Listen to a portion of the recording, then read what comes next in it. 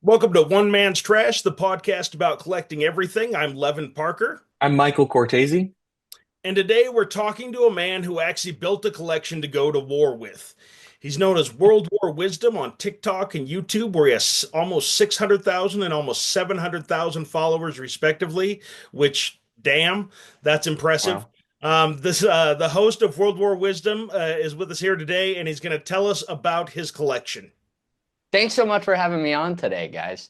I'm honored to be, I'm your first guest, You correct? are you are our first guest. Yeah. You were It's number an one on the honor. roster. It's an honor to be chosen for that. I love the first episode, hearing you guys talk about your collections, and I love talking about my collection. So I'm excited to be here today to yap about that with you too. Me too. And I think that I'd like to start out with you just kind of explaining because your content is so fascinating that it's a collection built to be used in the most rough of manners and how you balance that out. So if you just tell everybody a little bit about what it is that you collect and what you do, I think that'd be a good start. Sure. So I collect mostly military surplus and centering around World War II, World War II U.S. items. So I do have a couple things outside of that, but the vast majority of my collection, you can see a tiny touch of it sitting behind me. It's U.S. World War II GI equipment. And I'm also a World War II reenactor. So some of these items I still put to use today and take them out in the field and put some more wear on them. But like you said, they were built tough. They were made to be used by soldiers. So the majority of my collection is personal equipment. So helmets, uniforms, shovels, even rifles and stuff like that. And I also have some training materials of the time, some magazines, everything like that. So a wide variety of items, but it's all centered around World War II US. That's so cool. That's so cool. And I watched your video where you go through your entire collection, and it was so impressive that you were so focused on the usability and the actual function of the items that you have. Absolutely. I think that's my favorite part about collecting these things is they really do tell a story.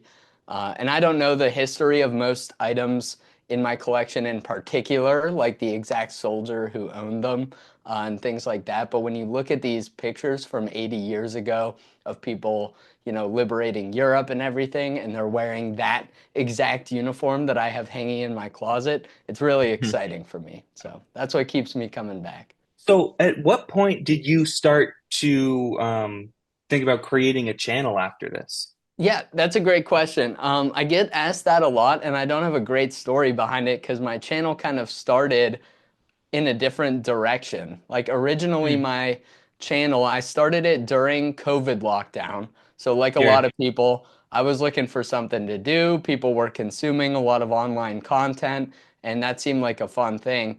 And at that time, I created a TikTok page that was totally based around firearms and like Okay. firearms history.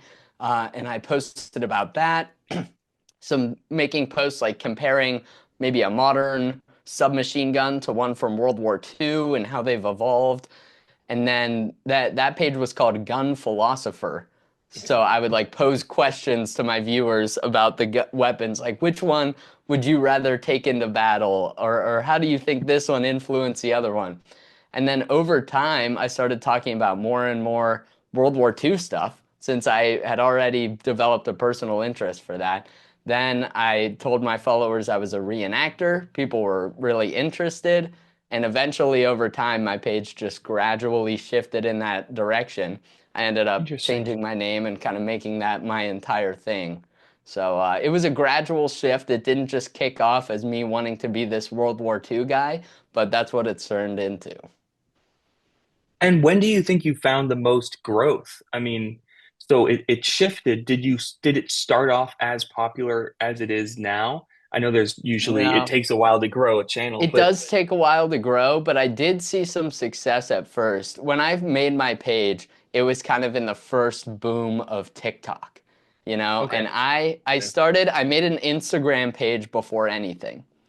And I was posting on Instagram. Nobody was watching it. Nobody cared.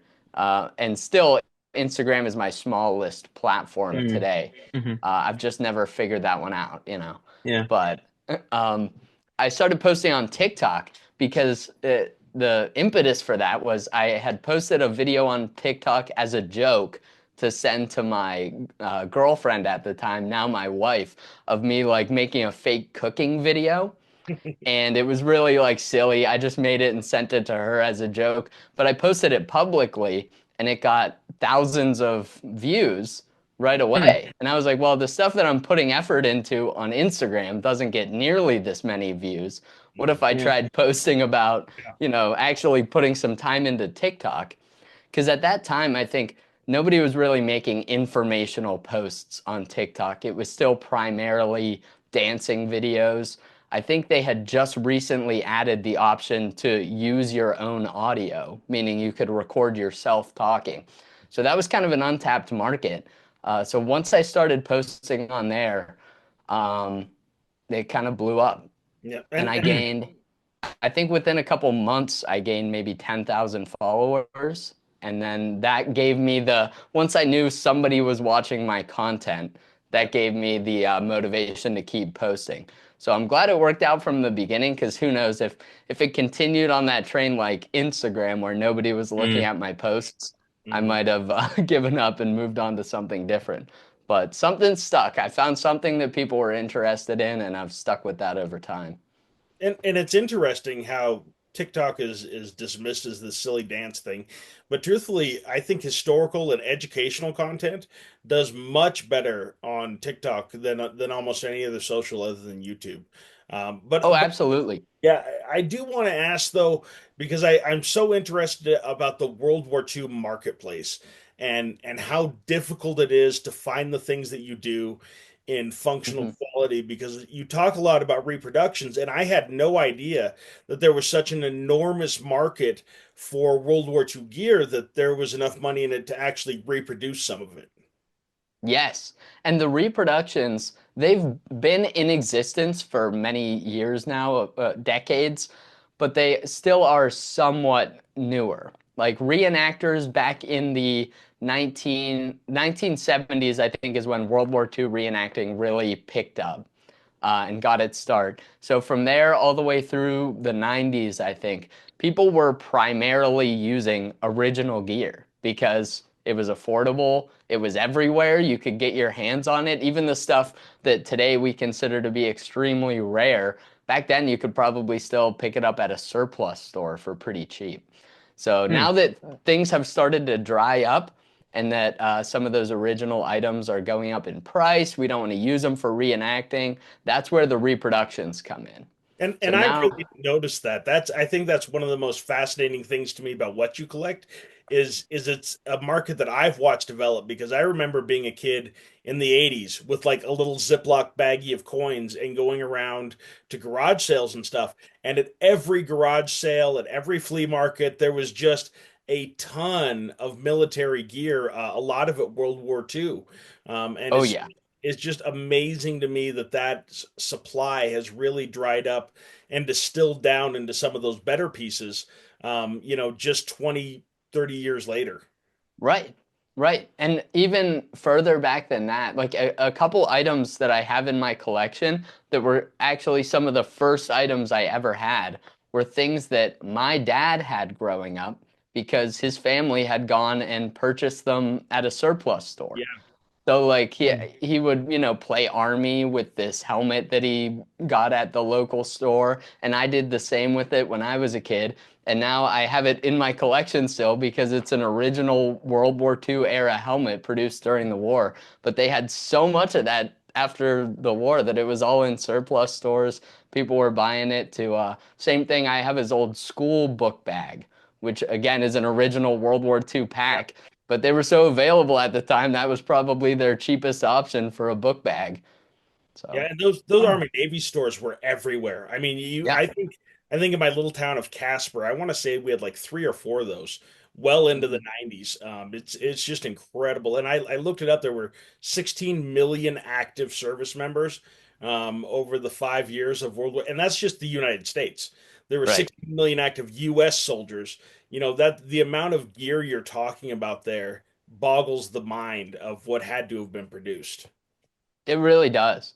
And talking about those surplus stores, that's something I really miss today is the surplus stores and the culture of the surplus stores. That's a big reason why I got into this was as a kid, I asked my dad to take me to the surplus store, or maybe it was his idea that we should go check it out. And we went and he bought me a little canteen and a camouflage belt.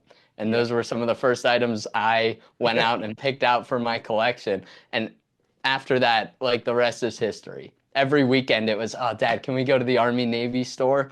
Mhm. And now, unfortunately, that store closed. I just heard that was in Pittsburgh, PA, where I grew up. I just heard that the other major surplus store in that area just announced their closing. So it really is sad to lose that piece of the collecting puzzle. Surplus stores used to play a huge role in that, but now the ones that still exist today are often, Rothko reproduction items or hiking gear. There's not so much real military surplus in those stores. Hmm. I mean, that's a crazy interesting point that these things used to be so readily accessible, and now you're saying that they're scarce. So, I Yeah. mean, it must not only talk that their survivability is high because they're durable, but it talks to the massive growing collector base and the interest in this. Oh yeah, for Yeah, I sure. mean the demand is increasing much faster than the supply can kind of keep up with. Oh yeah, you've got So that right. And even World War II stuff, the demand for World War II in particular is huge. The difference yeah.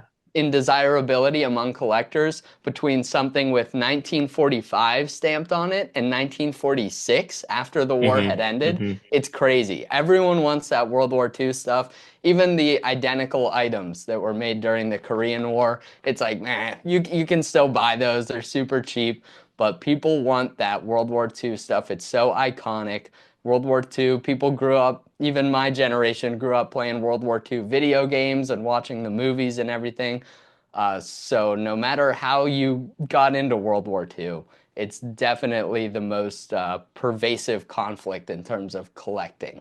Well, and I think that's what's interesting is that we're now entering a phase in collecting and telling the World War II story where we're really the first generation that's almost completely removed from an emotional basis on the war, because for our parents, even your parents, which are probably closer to my age or maybe a little bit older, Hmm. 10 years older than I am, they're they didn't have they had their parents were in the war, and so they still had that emotional, very visceral connection. And now it's being told, three generations removed, where it starts to enter the realm of history rather than modern. And it's really interesting, I think, to see all these little small narratives about the war coming out. There's a content creator named the Historical Harlot. I don't know if you've ever seen her content. She does I have, yeah. yeah. Well, she has this wedding dress that is made from the parachute silk from her husband, who was a paratrooper, at their little museum there on Fort Smith or Fort Chat. I don't know what it is. But it's so cool to see items like that come out, because as you have that excess removed, you start having all of these incredible World War II narratives that are small subplots to the war that come out, and they come out in the collecting community because collectors are the ones that pick those narratives out from the thousands and thousands of items that are available. Talking a little bit about the items themselves, is there some sort of standard or understood standard of the condition of an item? So when you look at it, I mean, you look at a coin. There's the Sheldon scale. So you start at poor, you go all the way up to MS 70. But is there some sort of standard scale or standard understanding by collectors of how to describe the condition of an item? Honestly, no. There's so, when something is mint or new old stock, it's never been issued. Hmm. Obviously, that's kind of its own category. Or if Right. something's really beat up and salty, people say it's really seen some use and the fabric's aged. But other than that, the spectrum in between there, there's no formal rating system. Nobody's grading these items for the most Right. part. Um, yeah, it's more. And maybe it's because so many of these items were used. Um, Right.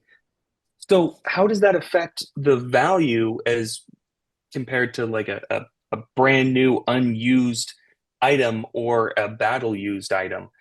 it Um, do Honestly, it does depend on the specific item. And right.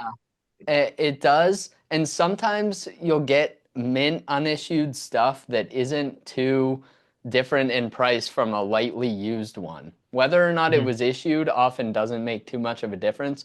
But for some items, for example, if I bought a jacket in mint condition versus one that was lightly used, probably wouldn't be too much of a difference. But if I bought a jacket that was in mint condition and still had all of the maker tags that the soldier would have to remove, that's pretty Mm, rare to see those still on there. And that's a little more proof of the fact that it's totally unused, it's in the exact condition. So something like that where you can identify a specific feature on it that says this item has never been issued, maybe that'll jack up the price a little bit. But yeah. still, usually, an unissued item is less valuable than an issued item with a story. So, an issued item that a soldier has used and has stenciled their name onto, which typically we Hmm. call those named items. And that's very common because, like I said, the majority of this stuff was used. Those oftentimes, especially if there's something notable about the veteran or if there's the potential to do more research on that veteran in the future, Mhm. those items will sometimes fetch a higher price because they were used. Have you ever traced one of your items back to an original owner? I have in at times looked them up and found some people that it could have belonged to, or I do have some items that maybe a family member gave me. But I've never had an item where like I purchased it and then traced it back to the Hmm. individual and found out their full story and everything like that. That is something I'd like to do more. I'd like to research some of the items in my collection a bit further. Um, but no, I wish I could tell you a great story about a time I bought something with a name in it and found out he was some famous general, but I've Hmm. never had anything like that. So would you consider yourself a collector who became a war reenactor, or vice versa? Like what is driving your collection? I would say, honestly, they're kind of two separate hobbies. And I would consider myself, I guess I got into the collecting first a little bit, but I started reenacting at such a young age that the two have always kind of gone hand in hand for me. But I do know reenactors who pretty much are just reenactors. They don't see the need to buy any type of memorabilia that they're not going to use for a historical impression. And I definitely, of course, know collectors who aren't reenactors. So I definitely dip into both. I have some items on hand that are just for reenacting, and I have some stuff that's just part of my collection that I would not take out in the field. But a lot of it does kind of, there's a lot of crossover there. Oh, And what would be your holy grail item? Like what is it that you really want? There's a couple of them. I'd say one of them would be some types of painted helmets, like an original painted medic helmet, an original Naval Beach Battalion helmet, things like that. The problem with those is there are so many fakes that are mm, very well done, and it's almost impossible to identify Mhm. a legitimate one unless you trace it back to the original owner. So those are very hard to get. That's the reason why I don't have one in my collection. Another one would be an original like machine gun or Mm. submachine gun, something like that. Obviously, very tough to get because of the legal restrictions, and you can get them. I could go buy one right now if I found one, but because of the legal restrictions and the limited number, it would probably cost me about $40,000. Yeah. So that Yeah, one, I did a whole episode on that NFT stamp and oh all. yeah, Yeah, oh yeah, that stuff is super restrictive. yeah, the NFA makes it really tough to buy any of that stuff. Mhm. But you can do it. I have a friend of mine just bought a transferable Thompson. that's full auto. It's all original. It's in great shape, and I am super jealous of him. But maybe one day I'll Yeah. get my own. So you talked a little bit about fakes. As far as authentication goes, what would be the biggest red flag to look out for? Oftentimes, a lot of I said fakes, and I think helmets are one of the times where you do get fakes, the painted Mhm. helmets. But oftentimes there's a fine line between fakes and reproductions. So Right. typically, people are making reproductions. They're not purposefully trying to pass them off as originals. Um, but when you have something like that, like a helmet that might be worth $10,000, that's when, Mm. in my opinion, when people are painting them and aging them so that they can try to sell them as originals, that's when it becomes a fake and not a reproduction. But I'd say the things to look out for, mostly ideal in the gear and the uniforms and such, and outside of the obvious things like the maker stamps and the tags, oftentimes they have a feel to them. Once you've handled enough original World War II webbing, you Mhm. can almost instantly tell a reproduction, even the best reproductions, just by looking at them in most cases. And the hardware, the way it was put together, and the sewing and everything like that, that's usually the easiest way to tell, um, in my opinion. I'm trying to think of some other items that are tough to tell apart from the Mm. originals. Helmets, that's another big thing that I collect, and I'm looking over here because I have a shelf full of helmets sitting next to me. I think I have 15 or so in my collection right now. Wow. Can never have enough helmets. But those are Right. another thing. Typically, those aren't faked, but they are painted over. Mm. So that makes it tough to tell because the helmets are almost always original, but you're trying Right. to determine at that point if it's original paint or not, which becomes, that can make a big difference in the price and collectability of a helmet. For those upper end items, because it shocks me the valuations that have gone up on World War II. One of my greatest regrets in life is a World War II cover I missed out on eBay, that I thought I had and I lost for like well over $1,000. I'm still upset about it, and it's been like 7 years. But is there a recognized authority that issues certificates for authentication on upper end items? Not as far as I know. Now, granted, Wow. I'm not usually dealing with super high cost, high end items.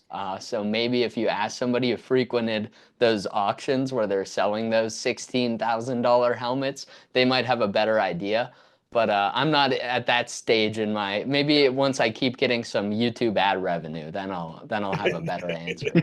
Then I'll be at those auctions buying the machine guns and the Beach Battalion helmets. But no, I really don't think I've never encountered an item that's been like officially authenticated by somebody, and I don't know of any organization that offers that. Interesting. Wow. Wow, that is really interesting because Right. it's so vital to so many other hobbies to Almost just, everyone I can think of. Almost, I Yeah. mean, almost yeah, everything is authenticated in some way or another. That's And it puts a interesting. lot of the responsibility on the collector to get right. into this stuff and to buy any of those, to spend any amount of money. You have to have a lot of confidence in what you're buying, and you have to really know for yourself what to look for because you don't have that option of authentication.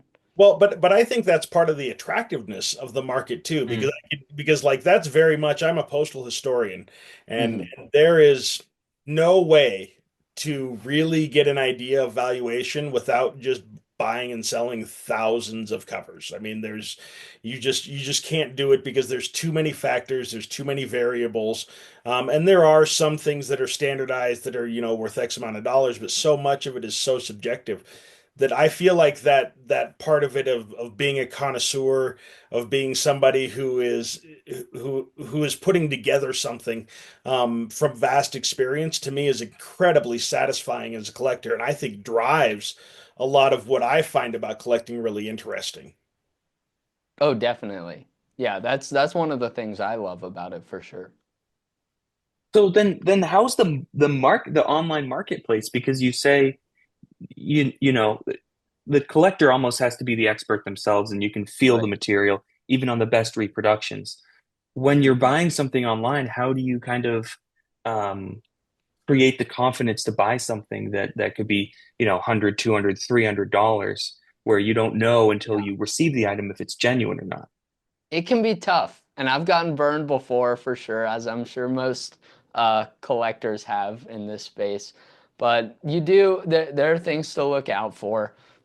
And of course, if I'm buying something, I have reference books and I'll look at plenty of Right. original examples and read some forums where people have posted about this stuff to know what to look out for. But you are kind of rolling the dice in certain situations where you're buying online. And thankfully, I think one good thing is even though we're at the point where we're low on original items, we're at the point where there are being reproductions. The originals, in most cases, aren't so high in value, other than those things Hmm. I mentioned, like the helmets. They aren't so high in value that it's worth people trying to pass off reproductions as originals. So Huh. usually a reproduction jacket, I mean, in some cases, might be the same or more money than an original because of the time it takes to make them. Right. So you don't have to worry as much with certain things. And you had asked before about some major red flags. I don't think I really Yeah. answered that super well. But for me, a big one is if an item has been modified. So, for example, during World War II, paratroopers would often take their shovels and shorten them a little bit so they were easier to carry. So, an original paratrooper shovel might go for, 10 times as much as just the normal shovel. So, of course, people have taken those original shovels, done that modification on their own, and then claimed Mhm. it's an original paratrooper item to try to scam people. So anything that's modified like that, I steer clear of. That's and it's really fascinating that you end up because everybody ends up buying all collections online these days. Do Right. you feel like you're at a point in the market where it's still collector to collector more than dealer to collector, or do you have a pretty defined dealer's market starting to emerge? There definitely is a dealer's market, more so than probably when I got into this. I still think there's a lot of collector to collector sales going on, and that's still how I buy a lot of my stuff. And a lot of it it's not dealers or collectors. In a lot of cases, it's still family members of the Right. service member or people who maybe bought these items at a surplus store back when they were a dime a dozen. In a lot of cases, it's those people selling them, or at least it's those people I look for selling them because Yeah. that's where you get the good deals, you know? But yeah, there are plenty of dealers now making good money in this. I've never gotten into that personally. I know a lot of fellow collectors have started, they'll buy and sell items to turn a profit. For me, I don't think I deal with many things that are high enough in value that it would be worth my time to do that. Usually, if you're doing that, the money is in, high-end German collectibles that are worth thousands or like those very rare helmets or firearms. I typically don't deal in that stuff that's super high in value, so Well, I don't think it's made sense for me to get into that.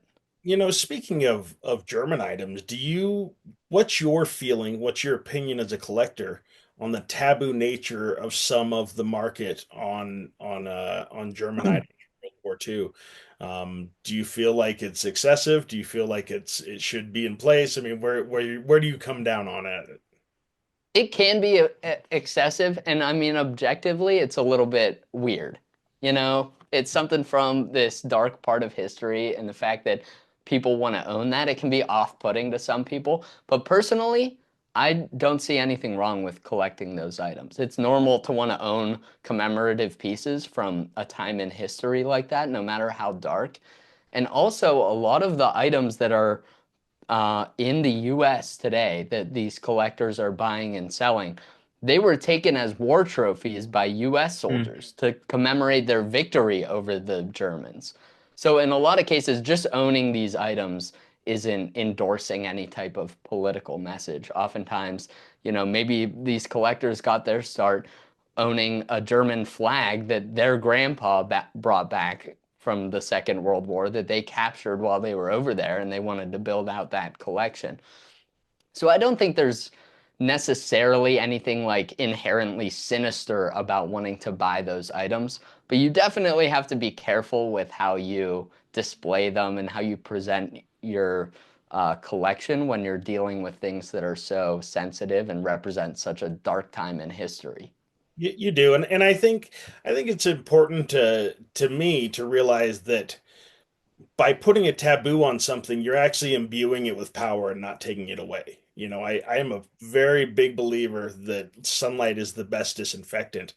And I think that, in my opinion, as a collector, making those items taboo, 100% what you're doing is giving them some sort of standing that they really honestly don't deserve. Um, Right. and I really think it's counterproductive to do so. And Michael, I don't Absolutely. expect you to chime in, necessarily. I know as a dealer, it can be a little bit touchy, but Yeah. Yeah. Also, with the German items in particular, one of the things the Germans are known for during that time was their unique equipment designs. They were very innovative engineers. They engineered a lot of unique firearms, a lot of unique gear. So I think that's another reason why people seek that out and want to own it is not just the affiliation with the Third Reich, but the collecting something from a country that was known for having these great designs. Like some of those most iconic, the Luger, for example. Everyone knows what a Luger is, not because it's affiliated with the Third Reich, but because it's such an iconic design. So I think that's another reason some people are drawn to that.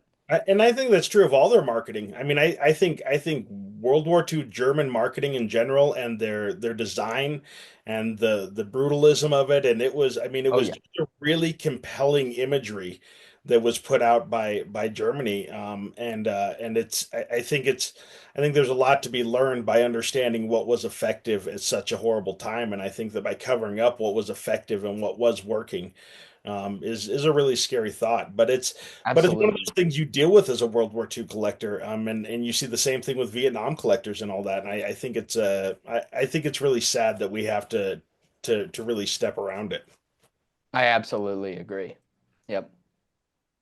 Do you think, I mean, growing up, you said you were collecting at a young age, so you obviously went through the schools while they were teaching the kids about World War II. Did you feel with this added knowledge that you had that it was being taught in a way that just did justice to its historical significance for you? Or did you feel like you knew things at the time that weren't taught correctly? How did you feel about growing up with this added knowledge and then learning about it almost again?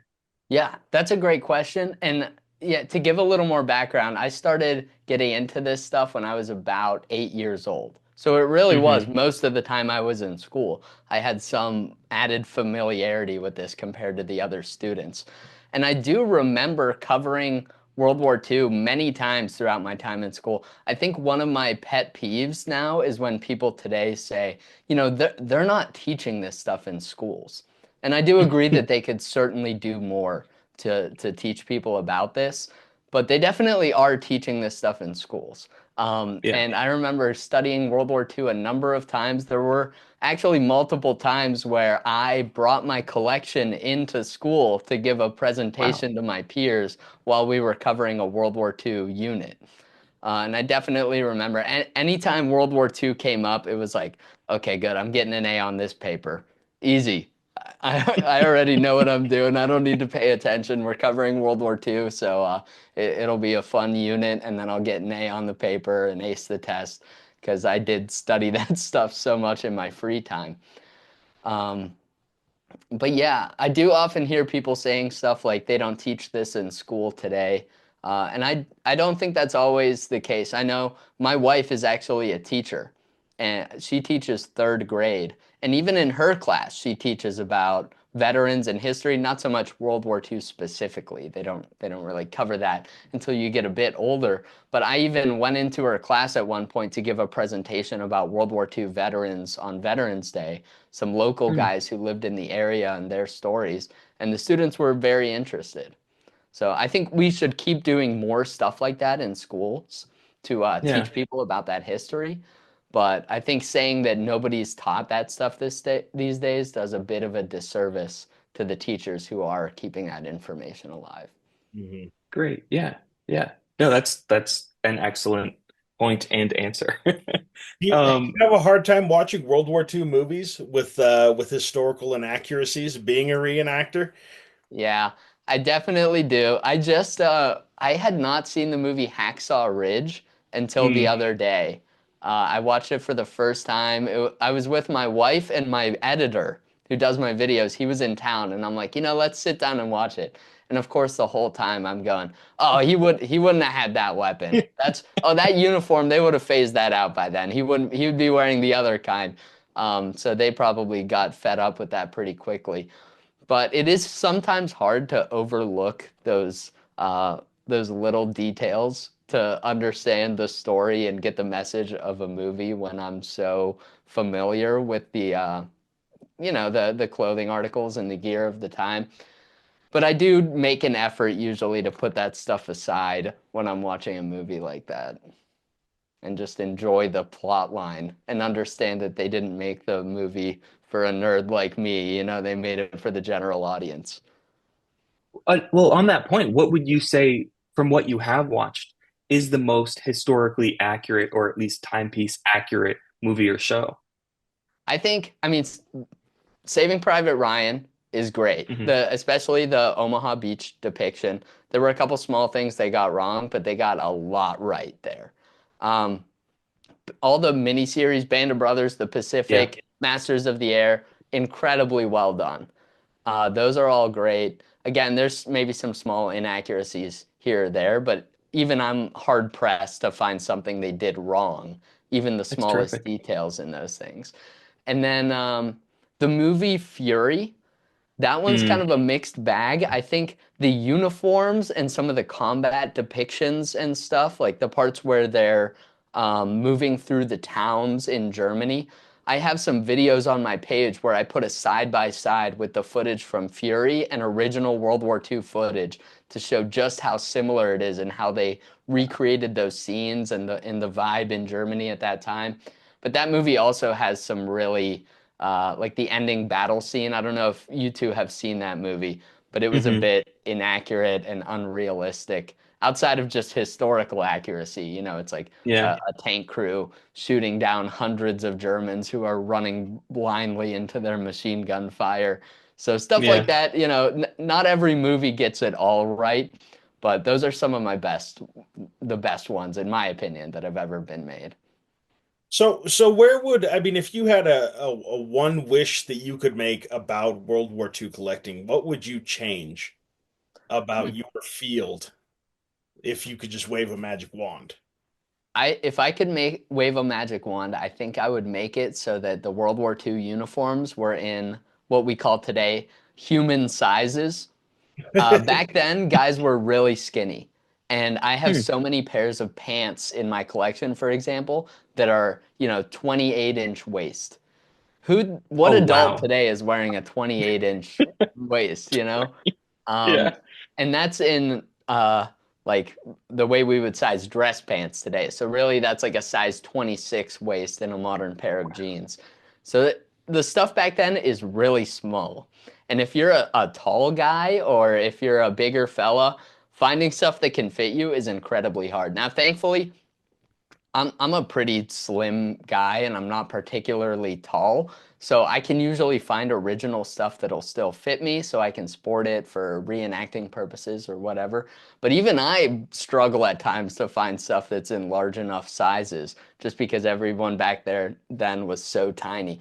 So if I could, I would just blow up the sizes of uniforms a little bit and then they would fit better for all of us reenactors. Huh. Do you think That's that a an lot of the interesting bigger point. stuff might have gotten used up over the years because that would be the stuff that would be more popular? Absolutely. That stuff, first of all, there was less of it to begin with, and second of all, it's in really high demand. Hmm. Just because the reenactors want to use it.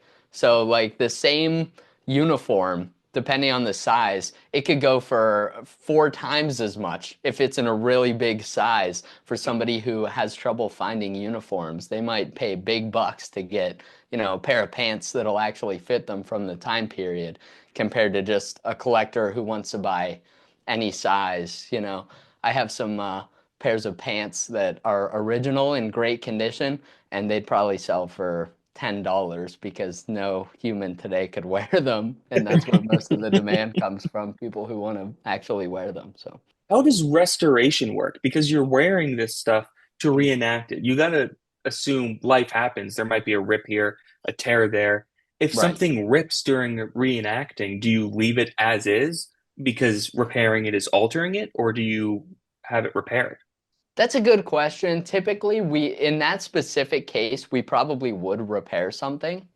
But our Hmm. general feeling is if there's a good chance something will get destroyed while you're using it, or if it's a particularly rare item that would be Hmm. expensive or difficult to replace, then use a reproduction instead.